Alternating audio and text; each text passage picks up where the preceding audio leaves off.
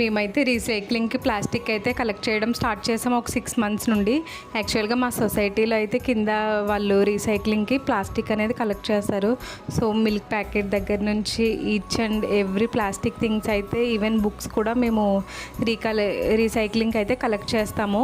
ఇంకా ఈవెన్ మా కిడ్స్‌కి కూడా అలవాటు చేశాను ప్లాస్టిక్ కలెక్ట్ చేయడము. చాక్లెట్ ర్యాపర్స్ ఉంటాయి కదా! అవి ఇంకా ఈచ్ అండ్ ఎవ్రీథింగ్ మనకి వేస్ట్ అయ్యేవి ఎర్త్‌లో అయితే అవి ఉంటాయి కదా ప్లాస్టిక్ థింగ్స్ అవి మనకి భూమిలో అయితే కలవలేని పొల్యూషన్ అవుతుంది కదా. సో దానికి రిలేటెడ్గా మాకు ఇక్కడ అపార్ట్మెంట్లో అయితే అందరూ కలెక్ట్ చేస్తున్నారు. ఈవెన్ మెంబర్షిప్ అవి కూడా తీసుకుంటున్నారంటే మనం ఏం పే చేయక్కల బట్ మెంబర్గా అయితే ఉండొచ్చు. ఇంకా నేను చూపిస్తాను రండి. మా పవన్ వెళ్తున్నాడు కదా, ఇక్కడైతే మొత్తం రీసైక్లింగ్కి అయితే కలెక్ట్ చేస్తారు వాళ్ళు.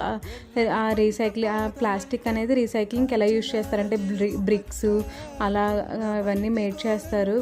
ఇంకా చాలా మంచి ఇనిషియేషన్ ఇది. ఇంకా సో మేమైతే కలెక్ట్ చేస్తాను. నేను ఇయర్లీ మంత్కి వచ్చి ఒక 5 to 8 బ్యాగ్స్ అయినా కలెక్ట్ చేస్తాను. ఇంకా even milk packets, curd packets ఇవన్నీ ఉంటాయి కదా, అవన్నీ వాష్ చేసేసి ఇంకా డ్రై చేసేసి అయితే నేను ఇస్తాను వీకెండ్స్.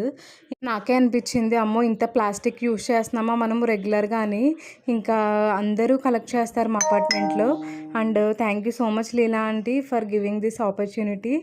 అండ్ ఆ ఆంటీ అయితే నాకు చెప్పారు ఇలా అని కలెక్ట్ చేస్తున్నాం మేమందరం అని. సో నేను కూడా పార్టిసిపేట్ చేస్తాను మీతో పాటు అని చెప్పాను. Thank you so much for watching my videos. Don't waste plastic, recycling it.